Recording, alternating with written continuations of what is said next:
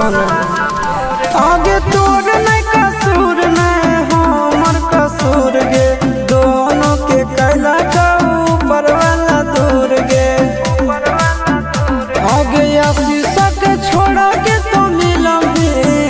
चिंटू या न जान से आगे सोना